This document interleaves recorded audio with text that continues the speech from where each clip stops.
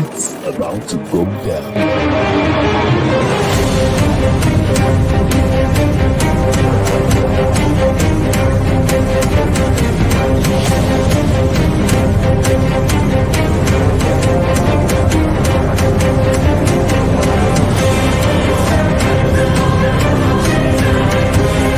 It's lovely pass, and here he turns cleverly. Can he find a finish? Oh, he can! Skill by Joshua, and a return right hand. Good counter right. Bullen is hurt. Second right hand. That clipped him as well. Now he goes in for the kill. Well, Ricciardo is inching into the lead, and Ricciardo that win the Italian Grand Prix! Iguodala running the floor.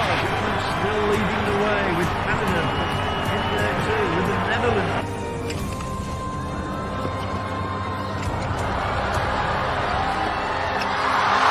And Musa makes it 4 goals in 2 World Cup matches. The Monaco Grand Prix! Ricciardo triumphant in Monza. Through Bowden, Barrett, and an early touch and an excellent. Sports Orbit. We make the world go round.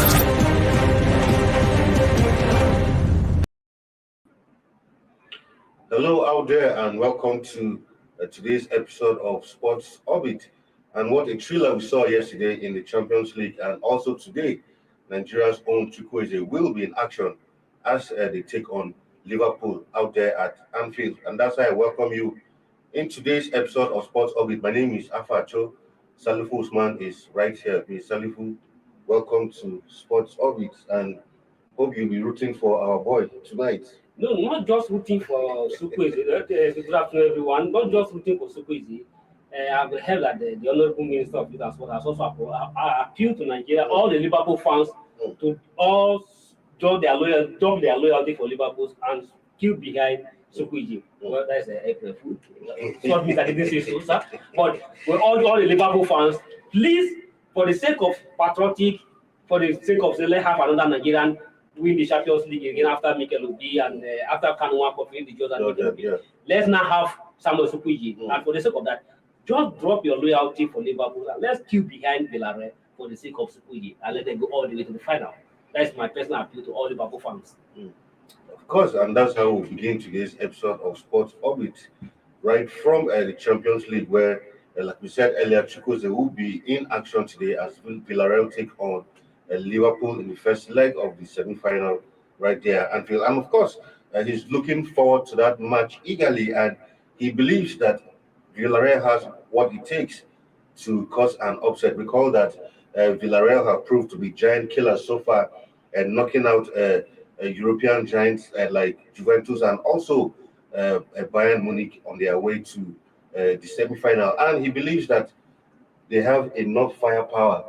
They are a complete compact team. They have all it takes to cause another upset tonight at Anfield. Yeah, just like the way you are, just like the way in your introductions, based on what they have done so far, moving Bayern Munich, moving Juventus, when nobody gives them a chance. And to me, they prove to be second giant pillars. And one thing unique about the Villarreal, that you can't actually say this is a star player because it's a collective, it's a compact team. They play as a team and they win as a team. And like Chukwueze says, he said they have the players and they have the coach and they have everything at their disposal. And for Liverpool, yes, they know what is the pedigree of the Liverpool and who they are and what they want to achieve. But definitely the pressure will be on their side. And let's hope that the Villarreal, if they continue to play the way they have played so far, because nobody expected them to remove Bayern Munich. Now Liverpool is the next big team on the line. I mean, like you said, even before the Bayern match, right from even when they were paired up against Juventus, nobody even saw that, because it was like this was going to be a walkover for Juventus. But that match came in both legs, and Villarreal went through. Bayern came also. First leg, it felt like, okay, let's see what happens in the second leg. And Villarreal also went again and got the job done. And one thing I've noticed, just like we were talking before we went on air about this Villarreal team, is a team that you really can't understand, because there is no really clear star man who you say this is a star player. So they play as a compact team. And so far, even in the La Liga, they have the best defense. Even in the Champions League, they have considered very few goals. And credit to them, they also don't score too many, but they are a team who is very difficult to break down.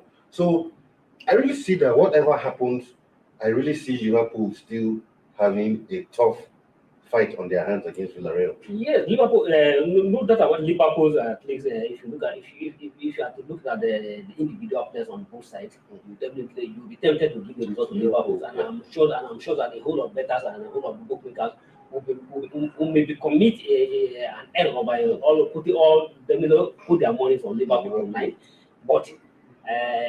They may be shocked at the end of the day, and just like we have said, just like what has happened in the previous match before we go to this level. None of the match, starting from the Juventus, nobody in the end of the match, nobody ever give them the chance. Yeah. Coming to the Bayern Munich, nobody ever give them the chance. So bettors and the bookmakers keep on losing money anytime Villarreal play, and I'm not surprised if the same thing play out today, because everybody will be tempted to say, oh, the Liverpool, they have the money, they have the salary, they have everything, they have everything at them. So in terms of their four forward. Nobody will bring you like they cannot. They have everything to break any defense down, and because of that, everybody want to feel behind the Liverpool. And if you keep talking, a lot of people will be shocked and will be losing their money tonight. So quickly, if you're going to predict, I know you always have a habit of shying away from a prediction, but let me put you on the spot. If you're going to predict this match tonight, what will be your scoreline? Well, just like they say, I'm always signing up this thing. Because anytime I predict, that is always going to be the result. And I don't want to all this free. I don't want to give it just a free consultant for the book for those bettors who are always waiting for what to happen. Because if I pronounce now, all of them will run to their online to go and book and do the bet. But for the sake of just like you said, let me just give you a free consultant for everybody who wants to put their money to this. Just put your money. Just mark it the Villarreal 1, Liverpool 0. Right, we'll be looking forward to one for viewers who are watching, those who are used to betting.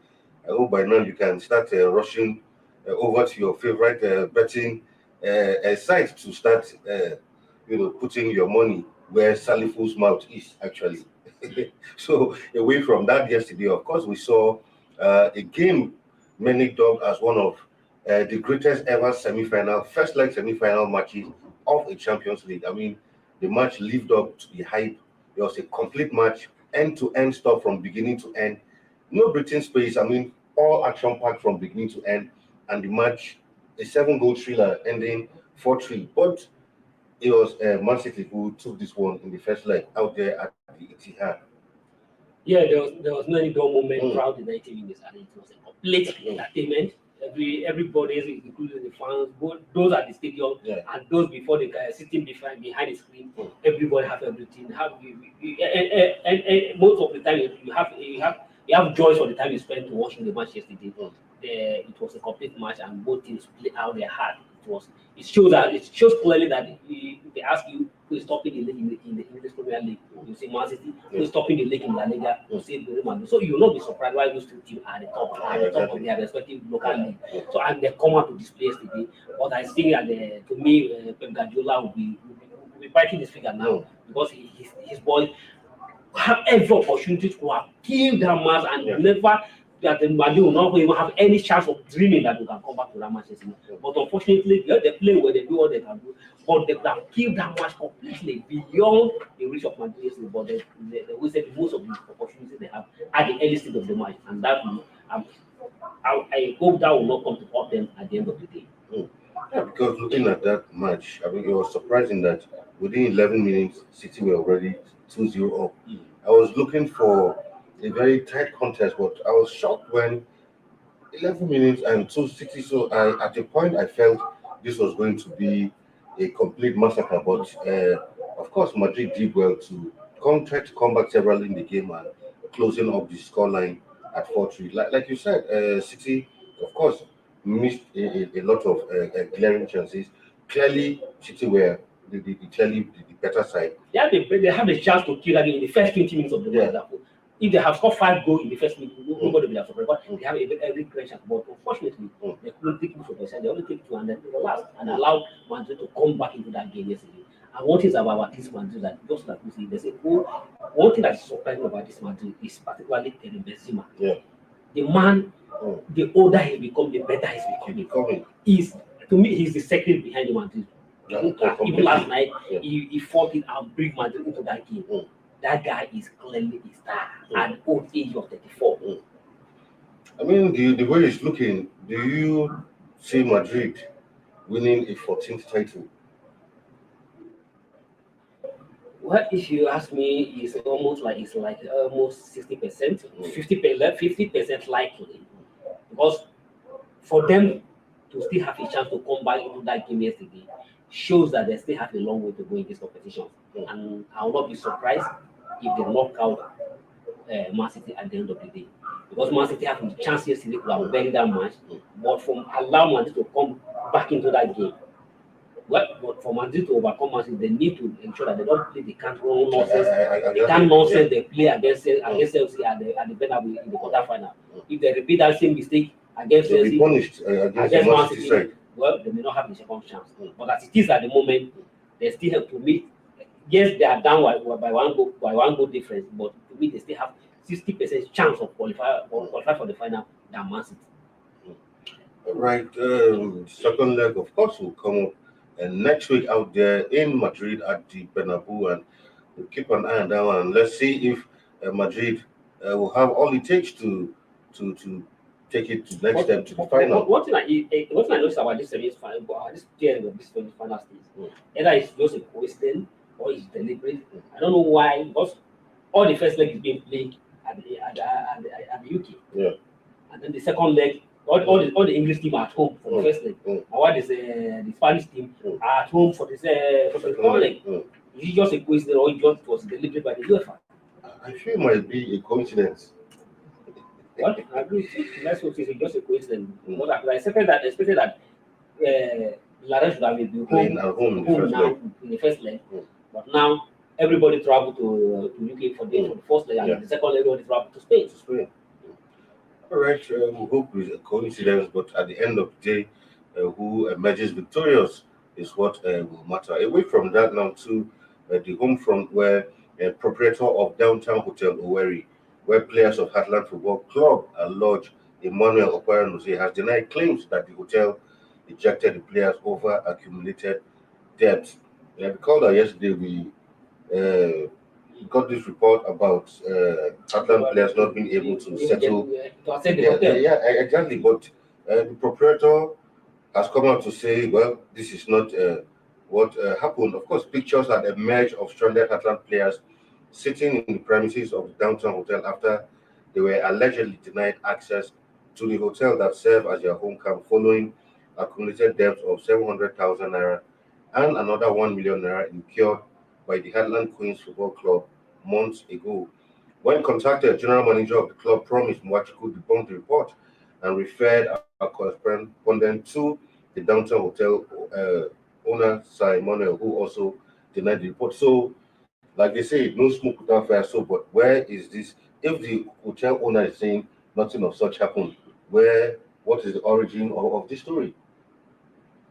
Well, the origin of the story is that just like there's no smoke without fire. And for in any rumor news, there's element at least 10% of truth in that particular statement. In as well as we are there, are just like Lai Mohammed who said that fake stories everywhere. But even the fake story, if you dig deep and try to do a lot of investigation and find out, you discover that okay, there's noise somewhere before somebody take it out of context or something blow it out of proportion. But because Heartland, this is the way they stay about the travel to remember the travel for Bauchi for a match against Kitton. But on their return, allegedly, they were not allowed to have access to the hotel, and that's why they were stranded. Some were stranded outside of the premises. But that yesterday, when we asked our correspondent in Owerri to find out the story, to find out and to verify and give us the report, and the report he filed in, that was what we are saying. The guy was in the report he filed in and said that the owner of the club, the owner of the hotel, denied completely. But in the further push, and according to the report, according to her, that story is true. But the hotel are afraid of the backlash from the government. Because if it happens that the government becomes down, remember remember how it operates in this side of the country, there's no government, and the government can come out and do anything that they can come with any excuse and clamp down on the hotel, hoping that they are trying to rubbish the government, this and that. So because of that, the hotel have no choice but to deny the player access to the hotel. But even though, but as Ella that day, the player was standing outside. Yeah, because I mean, clearly a source who pleaded anonymity said the incident happened, but the management, for fear of harassment from the state government, denied the incident. Recall that Heartland is a state government-owned team, and of course, yes. And if you are chase them out of the club, definitely you are trying to embarrass the government. exactly. And who knows if the government might say, okay, in that case, find some allegations and say, okay, we are shutting down the hotel also. Yes. So it has happened in many states. Not be surprised it happened in Ogre. So the whole hotel have no choice than to travel to deny the ball and then allow the player to come in. But one thing is that, the hotel managers did not deny either they are being going on. They are going 1.7 million. But this is just a portrait, just a little money. The state government that you cannot access. And that should go and just allow just 1.7 people to embarrass the government. And just like we said yesterday, Governor Hope with him as a hope, you need to start giving hope for these players. The players cannot. Remember, those players are still given the salary, and now you are not being paid, and you are also having find it because you even want to rest your head after both players want the program. So that is double program for those players. We are not being getting paid for your service, and even want to stick to the program. All right, at this point, we'll quickly go on a short break, and when we come back, Sport Orbit continues. Don't go nowhere.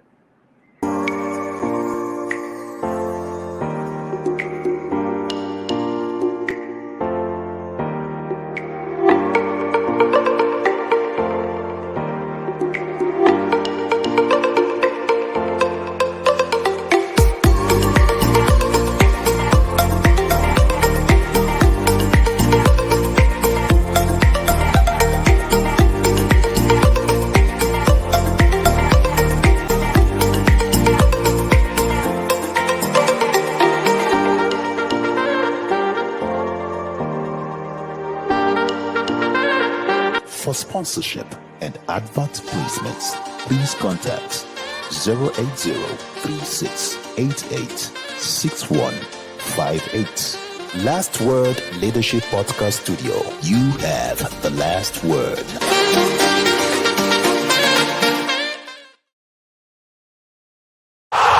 Sports Orbit. We make the world go round.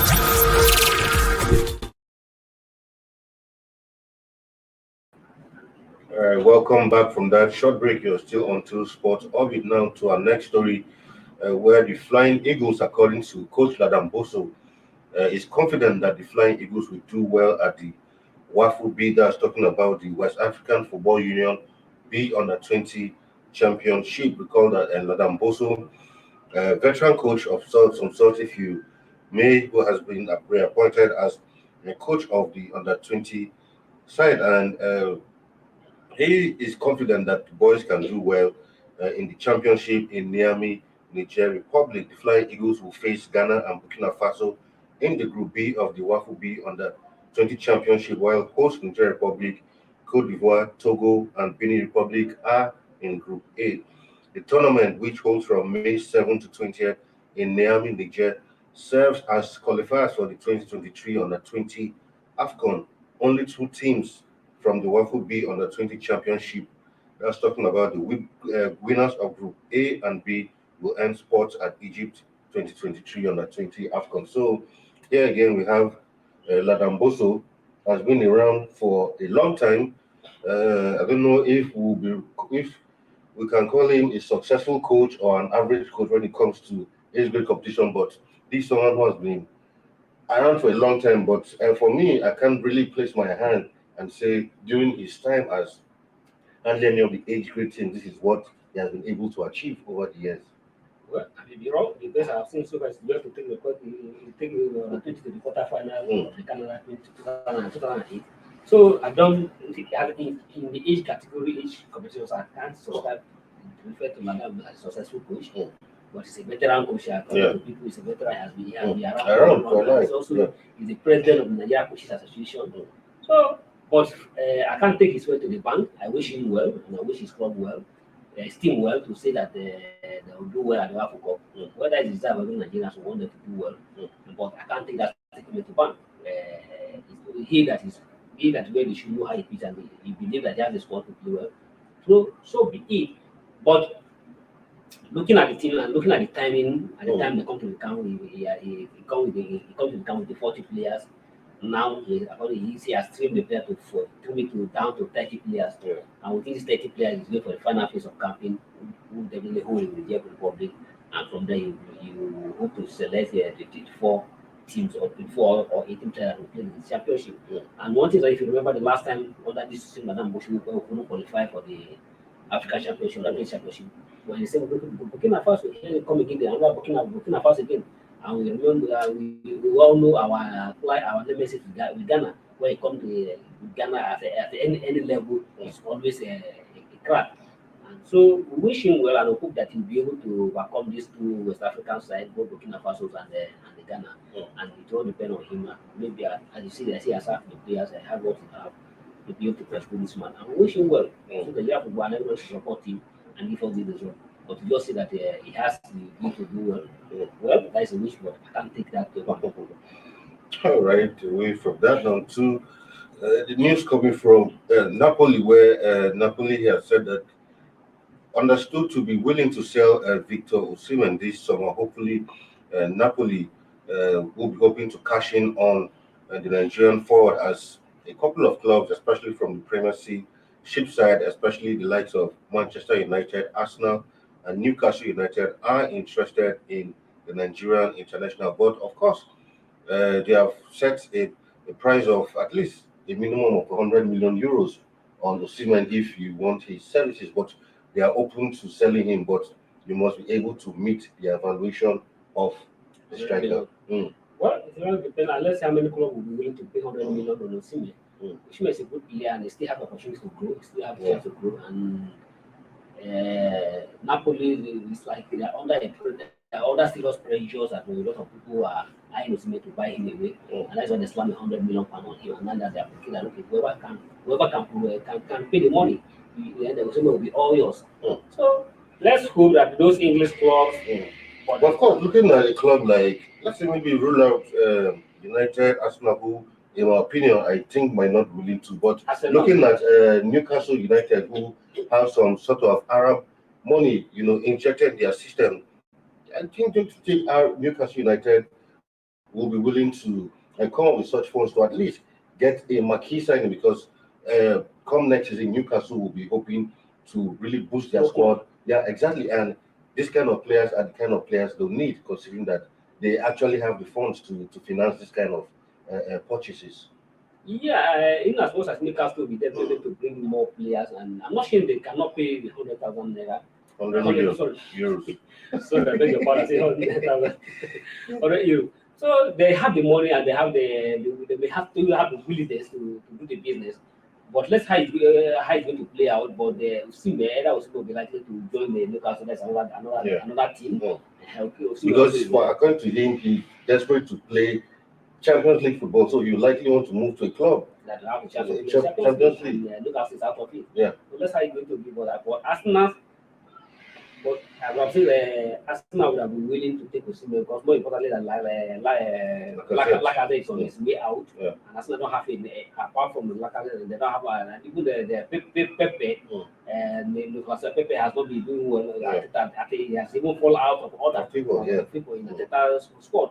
So Arsenal would have been willing to bring Osimhen in, but with Arsenal style and with his Arsenal attitude and work based on their pedigree, what we know Arsenal for. Whether Arsenal will be willing to bring out £100 million for one player, that's another thing. And which I think it will be very, very, very impossible for Arsenal.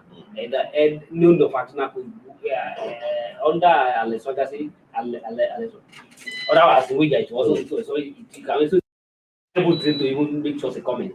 And Ateta came in, and I don't think that Arsenal management, Arsenal board will be willing to give Ateta such a money to go and pay for one player. I agree with you.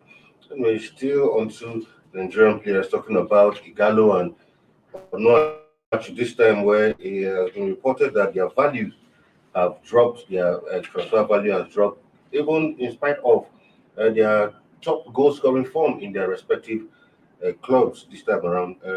For Igalo, his value as of when he was on loan at United was what about 5.2 million euros, but right now he's valued about just 3.5 million, while yeah, thereabout. Then for Onuachu, who as of October 2021 was worth about 22 million euros, is now worth about 17 million euros. What do you think could be responsible for their drop in value? Because usually when a player is in top form, your value tends to increase. And these players are in top form, but how come their value seems to be dropping as against it shooting up? Well, two things may be accounted for it. For instance, for Igalo is no more. Yes, Igalo may be still in the best form of his life, scoring goal, but you now consider what league is he playing. Yeah. So you have to look at the status of the league where he's playing. If he's playing, if for instance he has scored at the quite numbers of goal in Saudi Arabia where he was out of Papa, now where he are at the moment. But you now look, if he's playing England, will he be able to score that number of goals? That's another different way, and it's because consider the level of the league is playing. That will have account for the trophies of his value. And when you talk about Anash, remember he was also coming from injury, and that injury might have affected him. Even though when players begin to have prone to injuries, definitely your price values at the club now begin to have a scale about you because you become an injury program. So that will account for Paul Anash dropping value. But looking like for someone like Paul Nacho, who is still a young lad, who's still trying to really settle down in Europe. Of course, there are also reports that Madrid, Fiorentina, and Lazio are interested in getting his services. Do you think it's time for him to at least move away from Belgium to a more visible league or a more, like let me put it, a bigger league out there in Europe? It's not about him willing to move. We have said that people want him to move, but is there opportunity for him to move? No. Are you saying no club has come out to pay for his services? Sometimes forget the speculations we read on the media. Sometimes agents are not. It's also part of marketing strategies. Yeah. So agents will whip up this kind of stories, give journalists, okay, my players, social players have make a inquiry about the players or something. So just to keep the player busy and then to give to put awareness for other clubs who may also be interested in the player. If not, for instance, there was a time last season, it was this season where the Crystal Palace almost come in and there was almost a deal for him, but unfortunately he didn't come out. So I strongly believe that Paul Anacho, if he have opportunity to move out of Belgium where he will definitely grab him with two hands. Yeah, I think so too, but because for me, I feel it's time for. Well, for instance, if it even means for him take a pay cut to come and play for Real Madrid, he definitely will be willing to take a pay cut and go and play for Real Madrid or any of the big boys in the league. Because having seen it all, done it all in Belgium, highest goal scorer, best player, you have thought that one of the big sides in Europe would have been falling over themselves for his services, but at the moment it's really not the case as we speak. And at the same time, he's seen the ability to tie down the set in the national team. Yeah, I think also account to some of exactly because the playing for your national team is very important. It's very important for the kind of key players he had and for the kind of people he's battling with, and he still find it difficult to break down, to hold shares down. At this level, and become a super overnight.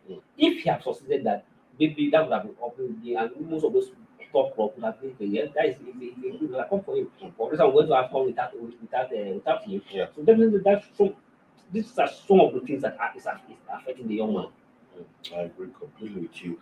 Anyway, from that, before we leave to the EPL, where of course Alex Iwobi, Everton midfielder, has said Everton will do everything to avoid relegation because as it stands, Everton are dangerously sliding towards relegation for the first time in a long while, and Iwobi says the team are ready to do everything to ensure that they keep their status as a Premier League side. Do you see Everton escaping relegation?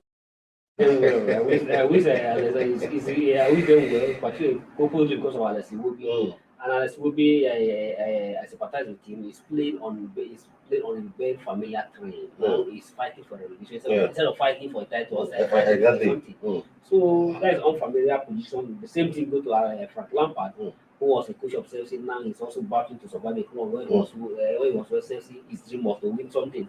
Now he's not talking of winning. He's thinking of how to survive first. And not forgetting that they actually be playing Chelsea on Sunday. Wow. That's a tough one. So I wish them well. So I hope they'll be able to survive relegation, but it's looking likely impossible every day by every hours and every minute. But how they respond in the next 2 months will determine either they're going to survive or not. All right. We'll keep on watching and wish goodwill, because as it stands currently, with 4 or 5 matches to go, I think they have 5 matches to go for Everton. Everton still have 6 months to play. Yeah, 6 months, because they have a game in hand. Of course, on Sunday they'll be up against Chelsea, and that will be a difficult one. And a defeat in that one will further take them deeper and deeper into relegation waters. But like Salifu said, we hope for the sake of our man there that they do escape relegation, because if you ask me, if Everton goes on relegation, for people like Iwobi, it might be difficult for him to get a club in the Premier League. And sometimes once your club goes down to the lower division, it begins to your career too begins to go down like that. Of course, if you go down, you go down the clouds.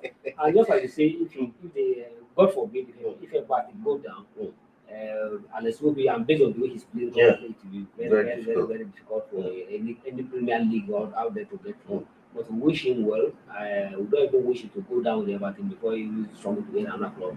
So we pray that they'll be able, if they can win the match on Sunday against Chelsea and then win another match, that would give them a life. After the victory against Man United, people were hoping that maybe they begin to fight for relegation. Unfortunately, the next match against Liverpool. They are everything is counting against Everton. They are very unfortunate. At the time they are in the very danger zone. They also now have a very tough match, tough opponent. It's not the best of times for Everton. So this is where we call it a day on today's episode of Sports Obi. Don't forget that tonight, another Champions League game we have on our hands. Of course, we'll all be rooting for our man Samuel Chukwueze as he and the Yellow Submarines, that's talking about Villarreal, file out against Liverpool out there at Anfield to see if they can cause another upset. We'll give you a review of all that and other sporting events as they come up tomorrow on tomorrow's episode of Sports Orbit. Salifu, thank you for being right here on the show with me once again. Thank you. And then, viewers, as you go out to watch the match, we urge you, either you're Liverpool fans or you're fans, don't shout Salah, don't shout Mane. All the shout, just shout Chukwueze. Drop your Liverpool loyalties and support Villarreal for this time for the sake of Chukwueze. All right, until we come your way tomorrow again. It was nice bringing this show to you. I mean, your host, Afacho. Stay safe out there, and it's goodbye. Thank you for watching. For sponsorship and advert placements, please go out there and contact support 080-3688-6158. Last Word Leadership Podcast Studio. You have the last word.